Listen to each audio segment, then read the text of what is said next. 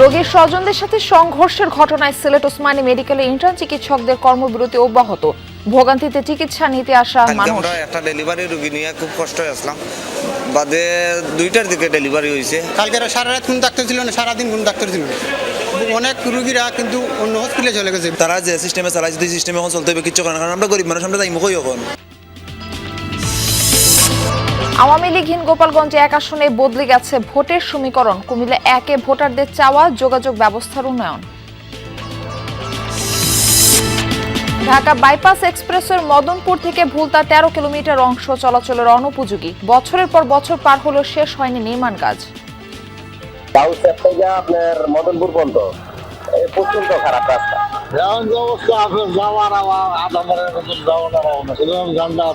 রাস্তাঘাট অনেক ভাঙ্গাচুরা, অনেক সমস্যা, আসা যাওয়া করা যায় না। আমন্ত্রণ সংবাদ সারা দেশে, আপনাদের সঙ্গে রয়েছে আমি মারফি রহমান। এতক্ষণ শিরোনাম দেখছিলেন, এবার বিস্তারিত। সিলেট ওসমানী মেডিকেলে ইন্টার্ন চিকিৎসকদের সাথে রোগীর স্বজনদের সংঘর্ষের ঘটনায় দ্বিতীয় দিনের মতো কর্মবিরতিতে ইন্টার্ন চিকিৎসকরা। ওয়ার্ডে ইন্টার্ন চিকিৎসক না থাকায় সেবা বঞ্চিত হচ্ছেন রোগীরা। জরুরি বিভাগ ও বহির্বিভাগ সামাল দেওয়ার চেষ্টা করছেন মিড লেভেলের চিকিৎসকরা। এর আগে শুক্রবার রাতে ইন্টার্ন চিকিৎসকদের সাথে সেবা প্রদান নিয়ে বাকবিতণ্ডায় জড়ায় এক রোগীর স্বজন। এক পর্যায়ে সংঘর্ষে জড়ায় উভয় পক্ষ। এতে আহত হয় কয়েকজন। খবর পেয়ে পুলিশ ঘটনাস্থলে গিয়ে পরিস্থিতি নিয়ন্ত্রণে আনে। এই ঘটনায় জড়িতদের বিচারের আওতায় আনার দাবিতে কর্মবিরতিতে যায় ইন্টার্ন চিকিৎসকরা। নিরাপত্তা নিশ্চিত না হওয়া পর্যন্ত কাজে না ফেরার ঘোষণা দিয়েছেন তারা। আমি ইমার্জেন্সি ভাবে জন্ডিসের রিপোর্ট পপুলার থেকে নিয়ে আসছি। আসার পর আইসি ডাক্তার নাই, তারা কর্মবিরতি দিয়েছেন। আজকে সকালে 2জন ডাক্তার আইসে, রাউন্ড দিয়া গেছে, কিন্তু ওয়ার্ডের জেলা বসিন্ডা যারা বয়াত থাকে এখন এরা আইসিছে না। দর্শক, এই কর্মবিরতির বিষয়ে আরো খবর জানাতে আমাদের সহকর্মী নাবিল হোসেন আমাদের সঙ্গে যুক্ত হচ্ছেন। নাবিল, সংকট নিরসনে আলোচনার কোনো উদ্যোগ আছে কিনা, আর হাসপাতাল কর্তৃপক্ষ কি বলছে এই বিষয়ে? দেখুন, সংকটটা নিরসনের জন্য আমরা দেখেছি যে ঘণ্টাখানেক আগে হাসপাতালের প্রশাসনিক ভবনের যে দ্বিতীয় তলা যে কনফারেন্স রুম আছে, সেখানে ইন্টার্ন চিকিৎসক যারা আন্দোলনরত তারা এবং যারা হাসপাতালের পরিচালক সহ উপপরিচালক বা অন্যান্য কর্মকর্তারা আছেন, তারা সেখানে একটি সভায় বসেছেন। আমরা আসলে ভেতরের খবর এখন পর্যন্ত জানছি যে ইন্টার্ন চিকিৎসকদের আসলে আশ্বাস দেওয়া হচ্ছে, তারা যে নিরাপত্তার ব্যবস্থার কথা বলেছিলেন সেই নিরাপত্তা ব্যবস্থাকে জোরদার করার যে আশ্বাস, সেই আশ্বাসের মধ্য দিয়ে তাদের কাজে ফেরানোর যে প্রচেষ্টা, সেই প্রচেষ্টাটুকু যারা হাসপাতালের কর্মকর্তা আছেন তারা করার চেষ্টা করছেন। তবে এখনো পর্যন্ত যেহেতু ইন্টার্ন চিকিৎসকরা আসলে কর্মবিরতিতে আছেন, ফলে আমরা হাসপাতাল জুড়ে যে দুর্ভোগ দেখেছি গতকাল, আজও আসলে ঠিক তার একই চিত্র আমরা দেখেছি। বিশেষ করে ওয়ার্ডগুলোতে দুর্ভোগের যে বিষয়টি, চিত্রটি সেটি ভয়াবহ। কারণ ইন্টার্ন চিকিৎসকরা আসলে ওয়ার্ডে সরাসরি চিকিৎসা দিয়ে থাকেন এবং যে কোনো রুগী ভর্তি কিংবা প্রথম যে চিকিৎসা সেটি হয়ে থাকে ইন্টার্ন চিকিৎসকদের মধ্য দিয়ে। ফলে তারা যেহেতু কাজে নেই, এতে করে যারা রুগীরা ভর্তি হয়েছেন তারা আসলে বিপাকেই পড়েছেন। এর বাইরে এই হাসপাতাল প্রতিদিনই আসলে 5 থেকে 6 গুণ বেশি রুগীকে তার সক্ষমতা থেকে সেবা দিতে হয়। এর মধ্যে ইন্টার্ন চিকিৎসকদের এই যে কর্মবিরতি, সেই ভোগান্তিকে আসলে আরো কয়েক গুণ বাড়িয়ে দিয়েছে। তবে হাসপাতালের যারা কর্মকর্তা তারা বলছেন যে মিড লেভেলের চিকিৎসকদের মধ্য দিয়ে তারা রোগীর যে ভোগান্তি, সেই ভোগান্তি নিরসনের চেষ্টা চলছে এবং আমরা মিড লেভেলের চিকিৎসকদের দেখেছি যে তারা যথাসাধ্য চেষ্টা করছেন যে রোগীদের যতটুকু সেবা, সেই সেবাটুকু দেওয়ার জন্য সেই কাজটুকু করছেন। তবে হাসপাতাল কর্তৃপক্ষ এটাও জানিয়েছেন যে হাসপাতালে আসলে নিরাপত্তার জন্য রোগী কিংবা চিকিৎসক তাদের নিরাপত্তার জন্য একদিকে যেমন আনসার রয়েছেন, অন্যদিকে পুলিশের ক্যাম্প অর্থাৎ পুলিশ সদস্যরা রয়েছেন। এর পাশাপাশি আসলে তারা ক্রাইসিস রেসপন্সের একটা টিমও তৈরি করেছেন, যাতে কোথাও যদি অনাকাঙ্ক্ষিত কোনো ঘটনা ঘটে দ্রুত সময়ের মধ্যে যাতে সেখানে আইনশৃঙ্খলা পরিস্থিতি স্বাভাবিক করার জন্য। ফলে তারা বলছে যে এই নিরাপত্তা ব্যবস্থাগুলো ইতিমধ্যে গ্রহণ করা আছে। এর বাইরে যদি বাড়তি কোনো নিরাপত্তা ব্যবস্থা গ্রহণের দাবি যে আসলে ইন্টার্ন চিকিৎসকদের পক্ষ থেকে আছে, সেটিও আসলে তারা বিবেচনা করে দেখছেন এবং মূলত সেই আশ্বাসের বিষয়ে আসলে ভেতরে আলাপ আলোচনা হচ্ছে। এর বাইরে ইন্টার্ন চিকিৎসকদের অন্যান্য যে আসলে সুযোগ সুবিধা বৃদ্ধির যে আলোচনা, সেটিও আসলে সেখানে হচ্ছে। আশা করছি বা আমাদেরকে যে হাসপাতালের কর্মকর্তা তারা আমাদেরকে যে আশ্বাসের কথা জানিয়েছেন, সেটি হচ্ছে যে এই আলোচনার মধ্য দিয়েই মূলত ইন্টার্ন চিকিৎসকদের দাবি দেওয়ার বিষয়ে তারা আসলে আশ্বাস প্রদান করবেন এবং হাসপাতালের নিরাপত্তা ব্যবস্থা উন্নতিকরণের আশ্বাস প্রদানের মধ্য দিয়ে ইন্টার্ন চিকিৎসকদের 2 দিন ব্যাপী চলা যে কর্মবিরতি, সেই কর্মবিরতি নিরসন হবে, তেমনটি আসলে তারা আমাদেরকে জানিয়েছেন। মারফি। নাবিল, ধন্যবাদ আপনাকে। বাংলাদেশের ইতিহাসের সবচেয়ে নিরপেক্ষ নির্বাচন হবে ত্রয়োদশ জাতীয় সংসদ নির্বাচন। রাজশাহীতে এমনটা বলেছেন স্বরাষ্ট্র উপদেষ্টা লেফটেন্যান্ট জেনারেল অবসরপ্রাপ্ত জাহাঙ্গীর আলম চৌধুরী। সকালে সারদার 41তম বিসিএস পুলিশ ক্যাডারের শিক্ষানবিশ সহকারী পুলিশ সুপারদের মৌলিক প্রশিক্ষণ কর্মসূচি কুচকাওয়াজ অনুষ্ঠানে অংশ নেন তিনি।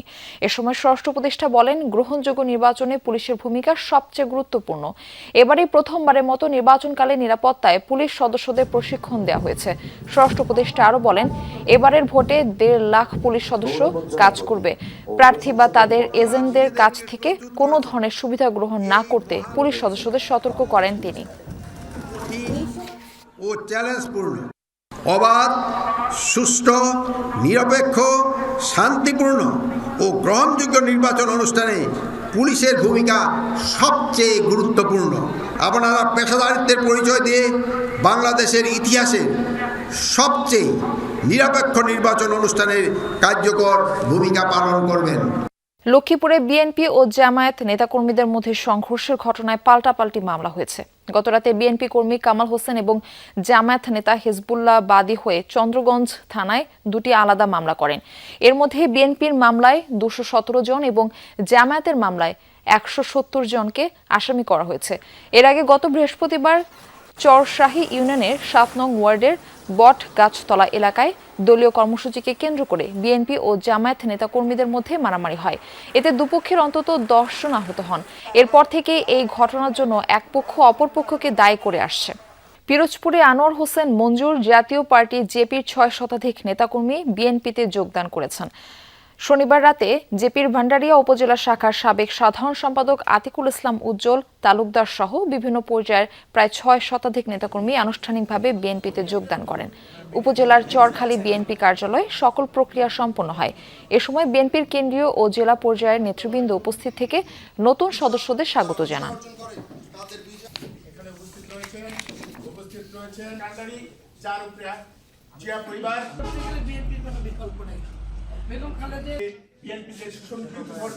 গোপালগঞ্জ মানে আওয়ামী লীগের দুর্গ, এটাই ছিল দীর্ঘদিনের চিত্র। কিন্তু ত্রয়োদশ জাতীয় সংসদ নির্বাচনে গোপালগঞ্জ 1 আসনে আওয়ামী লীগ না থাকায় বদলে গেছে নির্বাচনী সমীকরণ। মাঠে নেমেছে বিএনপি, জামায়াত, ইসলামী আন্দোলন সহ একাধিক দল। ভোটারদের আগ্রহ আর নতুন প্রতিদ্বন্দ্বিতায় জমে উঠেছে লড়াই। চান্দারবিল বেষ্টিত মকসুদপুর উপজেলা ও কাশিয়ানীর একাংশ নিয়ে গঠিত গোপালগঞ্জ 1 আসন। স্বাধীনতার পর থেকে এই আসনে আওয়ামী লীগের একচ্ছত্র আধিপত্য ছিল। কিন্তু এবার নির্বাচনে তৈরি হয়েছে নতুন সমীকরণ। আওয়ামী লীগের প্রার্থী না থাকায় সুযোগটি কাজে লাগাতে মাঠে নেমেছে বিএনপি, জামাত ও ইসলামিক আন্দোলন সহ অন্যান্য দলের প্রার্থীরা। শান্তিপূর্ণ ও স্বচ্ছ নির্বাচন হলে জয়ের ব্যাপারে আশাবাদী ধানের শীষের প্রার্থী। বিগত 1 বছর সাধারণ জনগণের কাছে যাওয়ার সুযোগ হয়েছে, তাদের কাছে কিন্তু আমি ব্যাপক সাড়া পেয়েছি।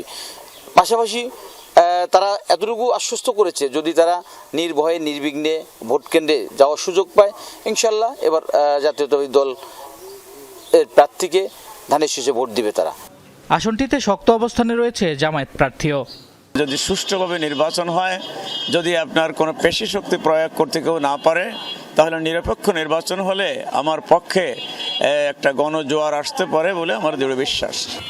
নারী কর্মসংস্থান, শিক্ষা ও স্বাস্থ্য খাতে উন্নয়নের প্রতিশ্রুতি দিচ্ছেন ইসলামিক আন্দোলন। ভোটারদেরকে একটি কথা বলবো, আমি যদি আগামী নির্বাচনে জয়লাভ করতে পারি, গোপালগঞ্জ 1, মকসুদপুর এবং কাশিয়ানীর জনগণকে সমতার ভিত্তিতে সবাইকে সমানভাবে অগ্রাধিকার দিব। স্বতন্ত্র প্রার্থী হিসেবে আলোচনায় আছেন মকসুদপুর উপজেলার সাবেক চেয়ারম্যান আশরাফুল আলম শিমুল। যদিও জুলাই আন্দোলনের হামলার সাথে যুক্ত থাকায় শিমুলকে অভিযোগে হেফাজতে রেখেছে পুলিশ। কারাগার থেকে নির্বাচনে অংশ নিচ্ছেন শিমুল। রাজনৈতিক প্রতিহিংসার শিকার হয়ে মিথ্যা মামলার কারণে জনাব আশরাফুল আলম শিমুল এখন জেলে আছেন, যার জন্য আমাদের প্রচারণা কার্য চরমভাবে ব্যাহত হচ্ছে। এদিকে ভোটাররা বলছেন এবার দেখে শুনে জনপ্রতিনিধি নির্বাচিত করতে চান তারা। আমার দেখা সকল নির্বাচন থেকে ব্যতিক্রম হবে এবং বিজয়টা হবে জনগণের বিজয়। জনগণ এলাকার উন্নয়ন চায়, ইনশাল্লাহ এলাকার উন্নয়ন যে করবে তাকেই বিপুল পরিমাণে জনগণ ভোট দিয়ে উৎসবমুখর পরিবেশে তাকে নির্বাচিত করবে। গোপালগঞ্জ এক আসনে 138টি কেন্দ্রে 3,99,510 জন ভোটার তাদের ভোটাধিকার প্রয়োগ করবেন।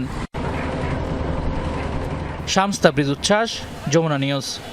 কাগজে কলমে দাউদকান্দি ও মেঘনা উপজেলা একই সংসদীয় আসন কুমিল্লা 1, তবে বাস্তবতায় দুই উপজেলার মানুষের যাতায়াতে কোনো সরাসরি সড়ক সংযোগ ব্যবস্থা নেই।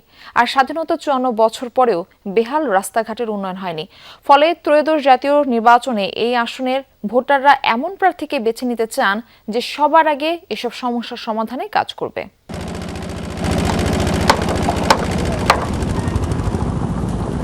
কুমিল্লার পাশাপাশি দুই উপজেলা দাউদকান্দি ও মেঘনা জেলার 1 নম্বর সংসদীয় আসনটিকে ভাগ করেছে মেঘনা নদী।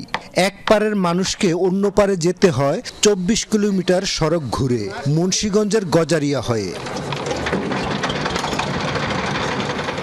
অথচ এই নদীর ওপর সেতু থাকলে মাত্র 5 মিনিটে দাউদকান্দি থেকে মেঘনা উপজেলায় যাওয়া সম্ভব হতো। কমতো যাতায়াতের সময়, বাড়তো ব্যবসা বাণিজ্য, গতি আসতো প্রশাসনিক কাজেও। প্রতিদিন আমার গ্রাম থেকে প্রায় 5,000 লোক দাউদকান্দি যাতায়াত করে। স্কুলের ছাত্রছাত্রী যারা আছে তারা নৌকার মাধ্যমে স্কুলে কলেজে আসতে হয়। মেঘনা থেকে দাউদকান্দি আসতে আমাদের টলার পথে আসতে হয়, এছাড়া আমাদের বিকল্প কোনো পথ নেই। আমরা তো নদী এলাকার লোক, আমরা এটার জন্য খুব আশায় আছিলাম। এটা হচ্ছে না, এটা দরকার আঙ্গুরা। আমরা এদিকে থেকে বঞ্চিত, অল্প একটু বেরিয়ে হয়তো 100 ফিট হবেও না। আসন্ন জাতীয় নির্বাচন ঘিরে এলাকাবাসীর প্রত্যাশা অনেক, তবে প্রধান দাবি এই সেতু নির্মাণ। প্রধান দুই জোটের প্রার্থীও তার সাথে একমত। মানুষের তো প্রত্যাশা অনেক বেশি এবং মানুষ আমার থেকে পেয়েছে। আমরা নানাভাবে নির্যাতিত হয়েছিলাম, মানুষও নির্যাতিত হয়েছিল আমার সাথে, সেজন্য তাদেরও প্রত্যাশা বেড়েছে। কদমতলী ব্রিজটা এটা দীর্ঘদিন যাবৎ কাজ বন্ধ, তো এটা আমি গিয়েছিলাম পরিদর্শনে। ওই এলাকার মানুষের হৃদয়ের দাবি এজন্য খুব কম সময়ের মাধ্যমে সেই ব্রিজের কাজ সম্পন্ন হয়। আর স্বাস্থ্য কমপ্লেক্সে গিয়েছিলাম, এটা অবস্থা খুব খারাপ। স্বাস্থ্য কমপ্লেক্সটা যেন পুরো সংস্কার করা হয়। সরাসরি সড়কপথ ও সেতু না থাকায় শিক্ষা, স্বাস্থ্য, ব্যবসা বাণিজ্য সবখানেই পড়ছে নেতিবাচক প্রভাব। সাধারণ মানুষের মতে মেঘনা নদীর উপর সেতু নির্মিত হলে শুধু দাউদকান্দি ও মেঘনাই নয়, পুরো কুমিল্লা অঞ্চলের অর্থনীতি পাবে নতুন গতি। কদমতলী, গুদারাঘাট হয়ে হাসনাবাদ বিডিকান্দি একটা ব্রিজ হচ্ছে। আপনারা জানেন যে এই ব্রিজটা আজকে 5 বছর কাজ চলমান, কিন্তু কন্ট্রাক্টরের দুর্বলতার কারণে ওই কাজটা আমরা আগাইতে পারছি না। গোমতী নদীটার কারণে আমরা ব্যবসা বাণিজ্য, কাজকর্ম অনেক কিছু থেকে আমরা পিছিয়ে আছি। রাইতে আইলে আমরা সন্ত্রাসে ধরে আইতে পারি না। আবার ব্রিজের লেগে পূজা বিজা আনন্দ নাম চলার সমস্যা, রাত্রে 12টা বাজে বই তখন লাগে মশার কামড় খাওয়ান লাগে। প্রার্থীদের কাছে আমাদের প্রত্যাশা যাতে এই রাস্তাটা অন্তত পক্ষে যাতে ভালো করে দেওয়া হোক, জনগণ যাতে যাতায়াত ব্যবস্থা ভালো হয়।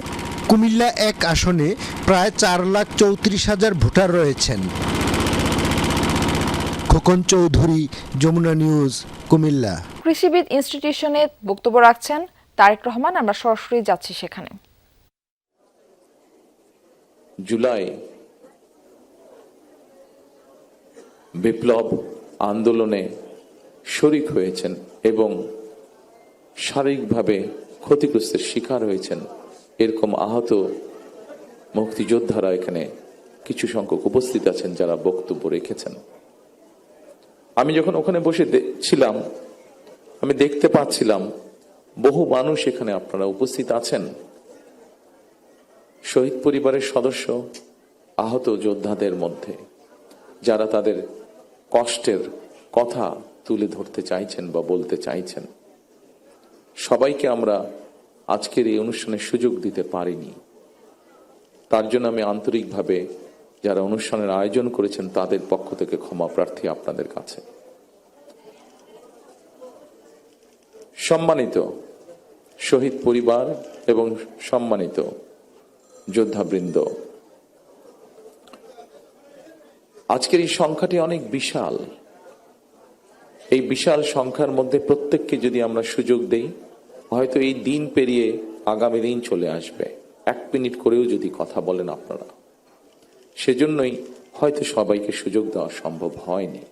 তবে সংক্ষেপে আজকের সভাপতি ওনার বক্তব্যে একটি কথা তুলে ধরেছেন।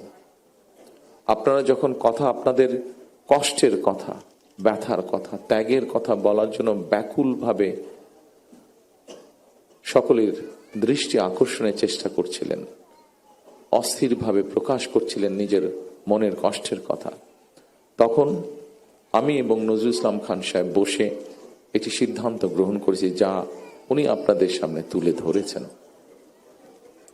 বাংলাদেশ জাতীয়তাবাদী দল বিএনপি এর আগে যখন দেশ পরিচালনার দায়িত্বে ছিল, তারা মুক্তিযোদ্ধা মন্ত্রণালয় নামক একটি মন্ত্রণালয় তৈরি করেছে, যা 1971 সালে যারা মুক্তিযুদ্ধে শহীদ হয়েছেন, আহত হয়েছেন, অর্থাৎ এক কথায় মুক্তিযোদ্ধা পরিবারদের কল্যাণ তারা দেখভাল করে থাকে। আমরা সিদ্ধান্ত নিয়েছি যে ইনশাল্লাহ বাংলাদেশের মানুষের সমর্থনে বাংলাদেশ জাতীয়তাবাদী দল আগামী দিনে সরকার গঠনে সক্ষম হলে এই শহীদ পরিবার যারা আছেন, জুলাই যোদ্ধা যারা আছেন, জুলাই আন্দোলনের যারা শহীদ পরিবার বা যোদ্ধা আছেন, তাদের যে কষ্টের কথাগুলো যে কয়জন ব্যক্তি, যে কয়জন মানুষ তুলে ধরেছেন কষ্টের কথাগুলো, এই কষ্টগুলোকে যাতে আমরা কিছুটা হলেও সমাধান করতে পারি। যাকে আমরা হারিয়ে ফেলেছি তাকে তো আমরা ফিরিয়ে আনতে পারবো না, কিন্তু যারা পেছনে রয়ে গিয়েছেন সেই পরিবারের সদস্যদের বিভিন্ন সুবিধা অসুবিধাগুলো যাতে দেখভাল করতে পারি এই মুক্তিযোদ্ধা মন্ত্রণালয়, কারণ তারাও একজন মুক্তিযোদ্ধা, তারাও আপনারা মুক্তিযোদ্ধা হিসাবে আপনারা গণ্য। 71 সালে এই দেশের মানুষ, মুক্তিযোদ্ধারা এই দেশের স্বাধীনতা অর্জনের জন্য জীবন দিয়েছিলেন, এই দেশের স্বাধীনতা অর্জনের জন্য যোদ্ধারা ত্যাগ স্বীকার করেছিলেন। ঠিক একইভাবে 24-এ যে যোদ্ধারা যুদ্ধ করেছেন, তারা স্বাধীনতা সার্বভৌমত্ব রক্ষার যুদ্ধ করেছেন। স্বাধীনতা সার্বভৌমত্ব অর্জিত হয়েছিল 71 সালে, তাকেই আবার রক্ষা করা হয়েছে 2024 সালে। সেজন্যই মুক্তিযোদ্ধা মন্ত্রণালয়ের মধ্যে আমরা আরেকটি ডিপার্টমেন্ট তৈরি করব, যাদের দায়িত্ব হবে এই মানুষগুলোর দেখভাল করা। ইনশাআল্লাহ। সম্মানিত শহীদ পরিবারের সদস্যবৃন্দ, সম্মানিত জুলাই যোদ্ধারা, দীর্ঘ 1.5 দশকেরও বেশি সময় ধরে চলা ফ্যাসিবাদী বিরোধী আন্দোলনে হাজার হাজার মানুষ গুম হয়েছে, খুন অপহরণের শিকার হয়েছে। এইরকম অনেকগুলো পরিবারের সাথে গতকাল আমার কথা হয়েছে, দেখা হয়েছে। অসংখ্য অগণিত পরিবার সব হারিয়ে ছিন্ন বিচ্ছিন্ন হয়ে গিয়েছে। শুধুমাত্র জুলাই গণ অভ্যুত্থানেও 1400-এরও বেশি মানুষ শহীদ হয়েছেন, আহত হয়েছেন 30,000-এর মতন মানুষ। এই 30,000-এর মতন মানুষের মধ্যে এমন কিছু মানুষ আছেন যাদের সংখ্যা 500-র মতন, যাদের কারো এক চোখ অথবা কারো 2 চোখই নষ্ট হয়ে গিয়েছে, পঙ্গু হয়েছেন অনেকে। জুলাই অভ্যুত্থানে যেভাবে মানুষকে হত্যা করা হয়েছে, 1,500-এর মতন মানুষকে যে হত্যা করা হয়েছে, এটিকে এক বাক্যে স্রেফ আমরা একটি গণহত্যা বলতে পারি।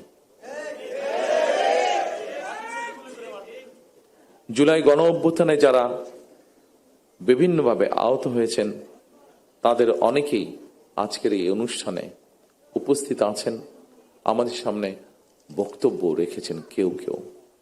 ঢাকা বাইপাস এক্সপ্রেসওয়ে নারায়ণগঞ্জ মদনপুর থেকে ভুলতা পর্যন্ত 13 কিলোমিটার অংশ যেন মরণ ফাঁদ। ছোট বড় খানাখন্দে ভরপুর সড়কটি চলাচলের অনুপযোগী, রীতিমতো জীবনের ঝুঁকি নিয়ে যাতায়াত করতে হয়। হরহামেশায় ঘটছে দুর্ঘটনা। বছরের পর বছর পেরোলেও সড়কের কাজ এখনো অসমাপ্ত। প্রত্যন্ত লোকালয়ের আধাপাকা রাস্তা ভেবে ভুল হতে পারে, কিন্তু হাজার কোটি টাকা ব্যয়ে নির্মিত ঢাকা বাইপাস এক্সপ্রেসওয়ের অংশ এটি। চরম দুরবস্থা নারায়ণগঞ্জ মদনপুর থেকে ভুলতা পর্যন্ত 13 কিলোমিটার রাস্তার। দুর্ভোগের অন্ত নেই চলাচলকারীদের। খানাখন্দে ভরপুর সড়কে যাতায়াত করাই ঝুঁকিপূর্ণ। হরহামেশাই ঘটছে দুর্ঘটনা। 10 মিনিটের পথ পাড়ি দিতে লাগছে ঘন্টার পর ঘন্টা। রাস্তাঘাট অনেক ভাঙ্গাচুরা, অনেক সমস্যা, আসা যাওয়া করা যায় না। গর্তের কারণে গাড়ি অ্যাক্সিডেন্ট হয়েছে, গাড়ির চাকা ভাঙছে, ইটের গুঁড়ো আছে, এগুলো ফালানোর পর একটু পরে দেওয়া চলে, কিন্তু বেশি করতে ফেলা গাড়ি অ্যাক্সিডেন্ট থেকে শুরু করে আমাকেও অটো উল্টে যায়, ছোট গাড়ি উল্টে যায়, জনজীবনে অনেক ক্ষতি হতে পারে। যত দ্রুত সম্ভব করা করতেছে না, প্রায় অনেক বাস দেখতেছি যে রাস্তার কাজ করবো কিন্তু করতেছে না। বর্ষা মৌসুমে রাস্তার গর্তে পানি জমে, শুষ্ক মৌসুমে সড়কের দুই ধারে স্তূপ করে রাখা ধুলোবালিতে আশপাশে টেকাই দেয়। বছরের পর বছর পেরোলেও এখনো অর্ধেকের বেশি কাজ বাকি। এ নিয়ে ক্ষুব্ধ স্থানীয়রা। এখন যে অবস্থা আছে, যাওয়ার আধা মারের মতন যাওয়ার সুতরাং ঝান্ডা চলে যাবে। কাউসেপ থেকে আপনার মদনপুর পর্যন্ত প্রচন্ড খারাপ রাস্তা, ঠিক আছে, এখান দিয়ে আমাদের চলতে অনেক সমস্যা হয়ে গিয়েছে। রাস্তা মনে হয় 10 বছর ধরে একই অবস্থা করে রয়েছে, ঠিক হচ্ছে না, ঠিক করবে রাস্তা বলা যাচ্ছে না। হাইওয়ে রোড, এশিয়ান হাইওয়ে হইতেছে, বড় বড় গাড়ি আপনার কিনুই নেই, গাড়ি কিনে থাকতে বলছে। ভোগান্তির কথা অজানা নয় প্রকল্প পরিচালকেরও। দ্রুতই যানবাহন চলাচলের উপযোগী করার আশ্বাস দিলেন তিনি। মোটামুটি উদ্যোগ আমরা অলরেডি নিয়েছি বিভিন্নখানে। এটা তো আসলে পুরো রাস্তাটা নতুন করে করা হবে, এখন মোটামুটি এক্সিস্টিং রোডটা যাতে যান চলাচল সহজ এবং স্বাভাবিক থাকে, তার জন্য যে মেইনটেনেন্সটা এটা করার জন্য উদ্যোগ নিচ্ছি। প্রকল্পের কাজ 2025 সালের জুলাই শেষ হওয়ার কথা থাকলেও মেয়াদ বাড়ানো হয় চলতি বছরের ডিসেম্বর পর্যন্ত। রাহিম সারোয়ার, যমুনা নিউজ। দর্শক, এই ছিল সংবাদ সারা দেশের এখনকার আয়োজনে। এতক্ষণ সাথে থাকার জন্য ধন্যবাদ সবাইকে।